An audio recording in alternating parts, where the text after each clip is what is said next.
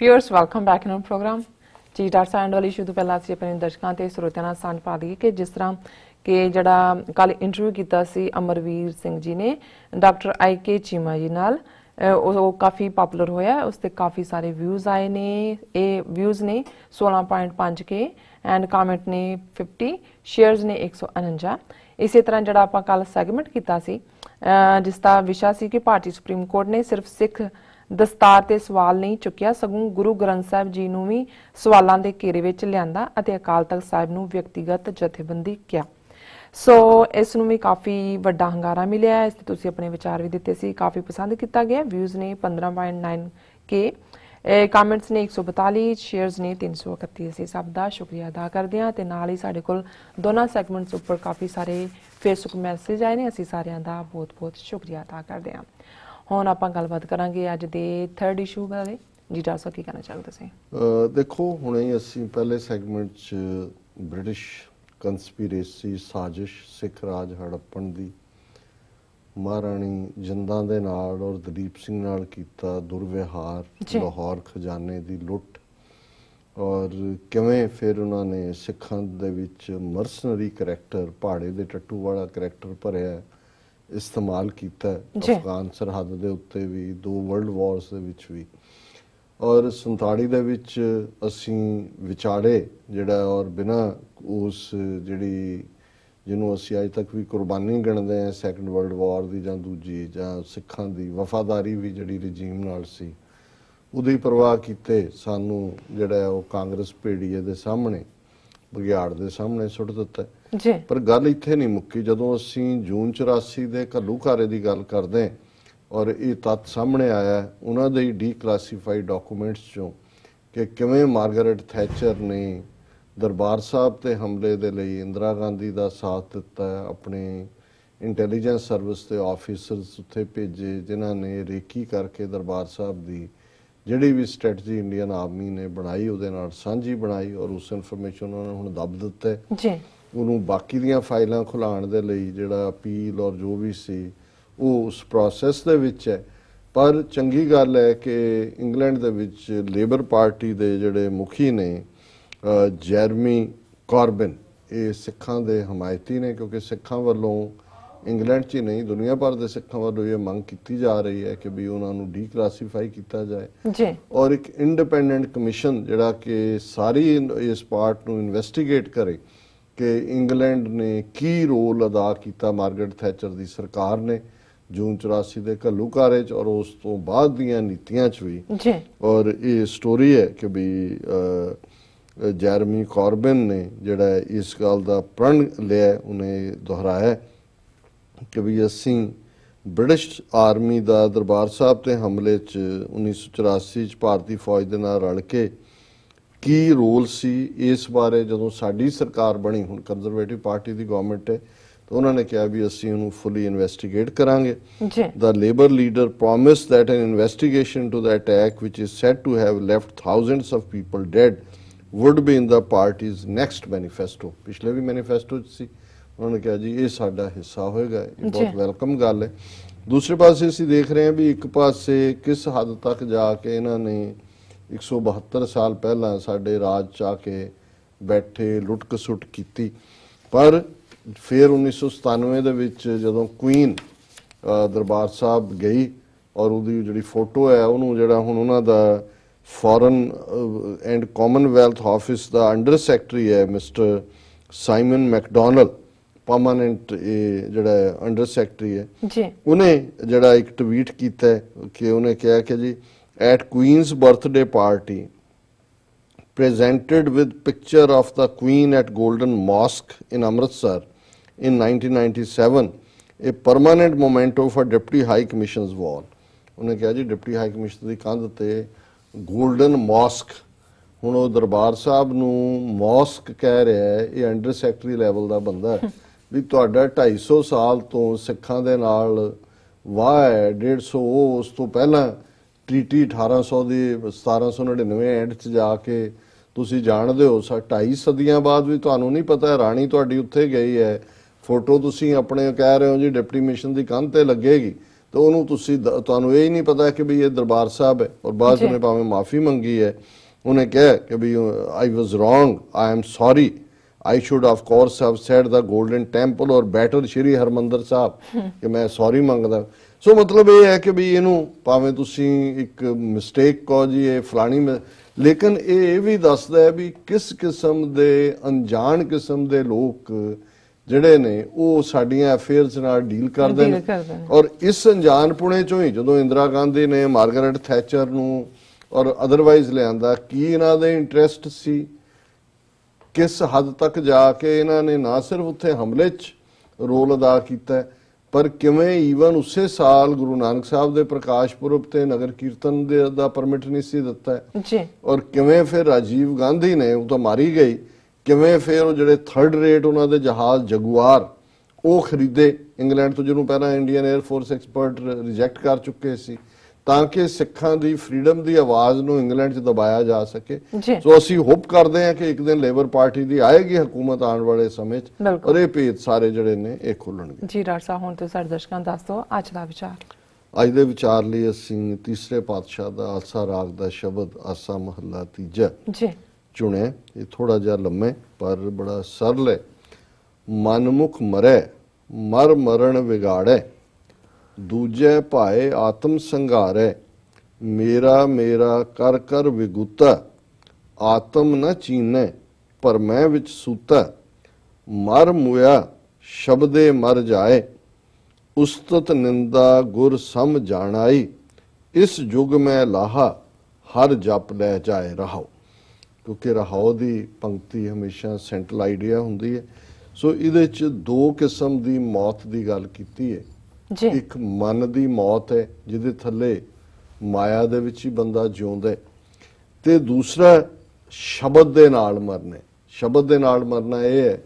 ਕਿ ਕਬੀਰ ਸਤਿਗੁਰ ਸੂਰਮੇ ਵਾਇਆ ਬਾਣ ਜੋ ਏਕ ਲਾਗਤ ਹੀ ਪੋਏ ਗਿਰ ਪਰਿਆ ਪਰਾ ਕਲੇਜੇ ਛੇ ਕਿ ਉਸ ਵਾਹਿਗੁਰੂ ਦੇ ਸ਼ਬਦ ਦੇ ਵਾਣ ਨਾਲ ਸ਼ਬਦ ਦੇ ਤੀਰ ਨਾਲ ਵਿੰਨੇ ਜਾਣਾ ਜਾਂ ਉਸ ਰੱਬ ਦੇ ਪਿਆਰ ਵਿੱਚ ਤੁਹਾਡਾ ਦਿਲ ਭਰ ਜਾਣਾ ਤੇ ਫਿਰ ਸਾਰਾ ਜੀਵਨ ਉਸ ਰੱਬ ਦੀ ਯਾਦ 'ਚ ਗੁਜ਼ਾਰਨਾ ਸੋ ਰਹਾਓ ਦੀ ਤੁਕ ਹੈ ਆਤਮ ਨ ਚੀਨੇ ਭਰਮਿਆਂ ਵਿੱਚ ਸੁੱਤਾ ਉੱਪਰਲੀ ਤੁਕ ਹੈ ਮਰ ਮੁਆ ਸ਼ਬਦੇ ਮਰ ਜਾਏ ਕਿ ਜਿਹੜਾ ਸ਼ਬਦ ਦੀ ਚੋਟ ਦੇ ਨਾਲ ਮਰਦਾ ਉਹ ਅਸਲ ਜਿਹੜਾ ਜਿਉਂਦਾ ਹੈ ਕਿਉਂਕਿ ਉਸ ਤੋਂ ਬਾਅਦ ਉਹਦਾ ਜੀਵਨ ਬਦਲ ਜਾਂਦਾ ਹੈ ਜੀ ਉਸਤਤ ਨਿੰਦਾ ਗੁਰ ਸਮ ਜਾਣ ਆਈ ਫਿਰ ਗੁਰੂ ਦੀ ਬਖਸ਼ਿਸ਼ ਦੇ ਨਾਲ ਉਸ ਨੂੰ ਸਮਝ ਆ ਜਾਂਦੀ ਹੈ ਕਿ ਉਸਤਤ ਤੇ ਨਿੰਦਿਆ ਇਹ ਬਰਾਬਰ ਦੀਆਂ ਚੀਜ਼ਾਂ ਨੇ ਉਸਤਤ ਨਿੰਦਾ ਦੋ ਵਿਵਰਜਤ ਸਿੱਖੀ ਦੇ ਵਿੱਚ ਉਸਤਤ ਵੀ ਮਨ ਹੈ ਹੁਣ ਔਰ ਨਿੰਦਿਆ ਵੀ ਮਨ ਹੈ ਉਸਤਤ ਉਹ ਹੈ ਜਿਹਨੂੰ ਅਸੀਂ ਇਹ ਕਵਾਂਗੇ ਕਿ ਐਸੀ ਗੱਲ ਕਹਿਣਾ ਜਿਹੜੀ ਕਿਸੇ 'ਚ ਨਹੀਂ ਹੈ ਜੀ ਜਿਹਨੂੰ ਖੁਸ਼ਾਮਦ ਅਸੀਂ ਕਹਿੰਦੇ ਤੇ ਨਿੰਦਿਆ ਉਹ ਹੈ ਕਿਸੇ ਬਾਰੇ ਉਹ ਕੁਝ ਕਹਿਣਾ ਜਿਹੜਾ ਉਹਦੇ 'ਚ ਨਹੀਂ ਹੈ ਕਿਉਂਕਿ ਤੁਸੀਂ ਉਹਦੇ ਨਾਲ ਸਾੜਾ ਰੱਖਦੇ ਹੋ ਉਹਨੂੰ ਨੀਵਾਂ ਦਿਖਾਉਣਾ ਚਾਹੁੰਦੇ ਹੋ ਉਸ ਨਾਲ ਸੋ ਇਹ ਗੁਰਮਤਿ ਦੇ ਵਿੱਚ ਦੋਨੋਂ ਹੀ ਵਿਵਰਜਤ ਨੇ ਔਰ ਜਿਹੜਾ ਸ਼ਬਦ ਦੀ ਚੋਟ ਨਾਲ ਮਰਦਾ ਉਹ ਉਸਤਤ ਨਿੰਦਾ ਦੋਨਾਂ ਨੂੰ ਬਰਾਬਰ ਜਾਣਦਾ ਇਸ ਯੁਗ ਮੈਂ ਲਾਹਾ ਹਰ ਜਪ ਲੈ ਜਾਏ ਉਸਤਤ ਨਿੰਦਾ ਤੋਂ ਖੜਾ ਛੁਡਾ ਕੇ ਉਹ ਇਸ ਯੁਗ ਦੇ ਅੰਦਰ ਮਤਲਬ ਆਪਣੇ ਜੀਵਨ ਦੇ ਅੰਦਰ ਵਾਹਿਗੁਰੂ ਦੀ ਯਾਦ ਦੇ ਵਿੱਚ ਜੁੜ ਕੇ ਇਹ ਲਾਹਾ ਲੈ ਲੈਂਦਾ ਇਹ ਫਾਇਦਾ ਖੱਟਦਾ ਔਰ ਸ਼ੁਰੂਆਤ ਹੈ ਸ਼ਬਦ ਦੀ ਮਨਮੁਖ ਮਰੈ ਮਰ ਮਰਨ ਵਿਗਾੜੈ ਦੂਜੇ ਭਾਏ ਆਤਮ ਸੰਘਾਰੈ ਕਿ ਜਿਹੜਾ ਮਨਮੁਖ ਹੈ ਜਿਹਨੇ ਆਪਣਾ ਮਨ ਵੱਲ ਮੂੰਹ ਕੀਤਾ ਹੋਇਆ ਉਹ ਮਰਦਾ ਮਾਇਆ ਦੇ ਉਸ ਜਾਲ ਦੇ ਵਿੱਚ ਫਸ ਕੇ ਮਾਇਆ ਦੇ ਪਿਆਰ ਦੂਜੇ ਪਾਇਆ ਮਾਇਆ ਦੇ ਪਿਆਰ 'ਚ ਔਰ ਉਹ ਆਪਣਾ ਮਰਨਾ ਵਿਗਾੜ ਲੈਂਦਾ ਜੀ ਇੱਕ ਉਹ ਹੈ ਜਿਹੜਾ ਗੁਰੂ ਦੇ ਸ਼ਬਦ ਨਾਲ ਮਰਦਾ ਉਸ 'ਚੋਂ ਜੀਵਨ ਨਿਕਲਦਾ ਤੇ ਇਹ ਮਾਇਆ ਦੇ ਵਿੱਚ ਮਰੇ ਹੋਏ ਨੇ ਉਸ ਦੇ ਵਿੱਚ ਜਿਹੜੇ ਨੇ ਉਹ ਗਲਤਾਨ ਨੇ ਜੀ ਨਾਮ ਵਿਹੂਣ ਗਰਭ ਗਲ ਜਾਏ ਬਿਰਥਾ ਜਨਮ ਦੂਜੇ ਲੋਭਾਏ ਨਾਮ ਵਿਹੂਣੀ ਦੁਖ ਜਲੈ ਸਬਾਈ ਸਤਿਗੁਰ ਪੂਰੇ ਬੂਝ 부ਝਾਈ ਕਿ ਜਿਹਦੇ ਅੰਦਰ ਵਾਹਿਗੁਰੂ ਦਾ ਨਾਂ ਨਹੀਂ ਹੈ ਉਹ ਹੰਕਾਰ ਦੇ ਵਿੱਚ ਗਲ ਰਹੇ ਜੀ ਉਹਨੂੰ ਕਿਸੇ ਹੋਰ ਨੂੰ ਉਹਨੂੰ ਮਾਰਨ ਦੀ ਲੋੜ ਨਹੀਂ ਹੁੰਦੀ ਜਿਹਨੂੰ ਅਸੀਂ ਪੜ੍ਹਦੇ ਹਾਂ ਸੁਖਮਨੀ ਸਾਹਿਬ ਸੁਖੀ ਬਸੈ ਮਸਕੀਨੀਆਂ ਆਪ ਨਿਵਾਰ ਤਲੇ बड़े बड़े अहंकारिया नानक गर्भ गले। सो गुरु साहब फरमांदे ने नाम विहूण गर्भ गल जाए, जिहड़ा नाम तो बिना वो गर्भ दे विच हंकार दे विच ही गल जांदा है। बिरथा जन्म दूजा लो, उहदा जन्म बिरथा है क्योंकि वो दूजा लोभ आए, वो माया दे लोभ दे विच दूसरियां चीज़ां दे लोभ दे विच फसिया हुंदा है। नाम विहूणी दुख जलै सबाई, कि नाम तो बिना जिहड़ी सबाई है, सृष्टि है, लोक ने, जगत है, जगत जलंदा रख लै, सड़ रहा। नाम तो बिना जलै सड़ रहा संसार। सतगुर पूरै बूझ बुझाई, ये सतगुरु ने गुरमुख नूं समझा दिता है कि नाम तो बिना, नाम बिना जेता व्यवहार जो मृतक मिथ्या सीगा। जे जीवन दे अंदर रब दी याद नहीं है तो इवें ही है जिवें मुर्दे नूं मेकअप करके इत्थे सजा पवा के लिआंदा, इन्हां नूं तो पता नहीं हुंदा कि वो की है। मन चंचल बहु चोटां खाए, इत्थों छुड़किया ठौर न पाए। गर्भ जोन विष्टा का वास, तित घर मन मुख करे निवास। हुण जिहड़ा मन दे मगर लगा होया है, चंचल है, बहुत चोटां खाए, वो थां थां ते जिहड़ा है वो भटकदा है। ते जदों भटकदा है उहदे चों निराशता ही निकलनी हुंदी है। दुनिया दीआं चीज़ां चों विण तुद होर जे मंगणा, सिर दुखां दे दुख दे नाम संतोखिया, उतरे मन की भुख। सो मन चंचल बहुत चोटां खाए, इत्थों छुड़किया ठौर ना पाए। एक पासों हिलदा है ते उहनूं कोई ठिकाणा नहीं मिलदा। गर्भ जोन विष्टा का वास, वो बार बार जमन मरण दे चक्कर च आउंदा है, और विष्टा दा वास कि वो गंध दे विच जिउंदा है, उसदा जिहड़ा है उस दे अंदर तित घर मन मुख करे निवास। उहदे जीवन दे अंदर आनंद नहीं हुंदा, वो माया दे चिक्कड़ दे विच, विष्टा दे विच फसिया हुंदा है। ते अखीर च गुरु अमरदास जी फरमांदे ने अपने सतगुर को सदा बल जाई, गुरमुख ज्योति जोत मिलाई। निर्मल बाणी निज कर वासा, नानक होमै मारे सदा उदासा। बहुत बार असी आम बोली च भी ये समझते हैं कि ज्योति जोत मिलाना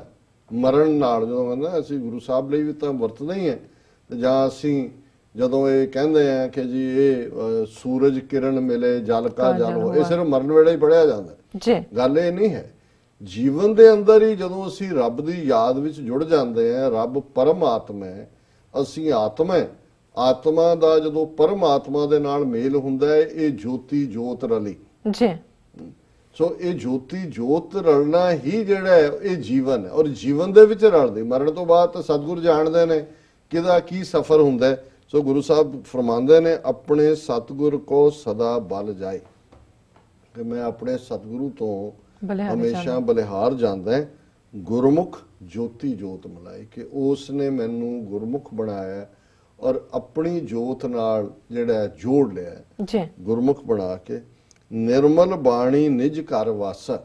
उस वाहिगुरु दी याद दी निर्मल बाणी दा चश्मा फुटिया, उस दा फाउंटेन जिहड़ा है वो मेरे अंदर लगा, जिसनूं असीं पढ़दे हैं कि प्रेम के सर लागे घट भीतर, कि भी वो प्रेम दे प्यार दे जिहड़े फाउंटेन ने, सरोवर ने, वो अंदर लगे। निर्मल बाणी निज घर वासा, नानक होमै मारे। तीसरे पातशाह फरमांदे ने कि इस जदों ज्योति जोत मिली, निरंकार ने अंदरली होमै मार दित्ती। होमै दे विच जिहड़ा जोना सी वो खत्म हो गया, ते सदा उदासा। उदासे दा मतलब है कि हर चीज़ तो निर्लेप। जदों असी गलतान हुंदे हैं, पलच पलच सगली मूई झूठे धंधे मोह, एक पलच पलच के फस फस के मरने, ते एक है उदास। नानक होमे मारे सदा उदासा। सो ये अज दा विचार जी। डॉक्टर साहब तुहाडा बहुत बहुत शुक्रिया, तुसीं अज दे अहम इशू ते अज दा विचार साडे दर्शकां नाल सांझा कीता। इस अपने व्यूअर्स कोलों इजाजत। व्यूअर्स तुहाडा बहुत बहुत शुक्रिया, तुसीं अपने कीमती समय विच समां कढ के सानूं अपने राय ते सुझाव भेजे ने। तां भेजदे रहना साडे इस पते ते SOS@tv4.tv ते असीं अपना प्रोग्राम लैके फिर दोबारा हाज़र होवांगे। तद तक लई मैनूं ते पिंडां सुना आग्या दो। देखते रहो TV84, बुला दिओ फतेह। वाहिगुरू जी का खालसा, वाहिगुरू जी की फतेह।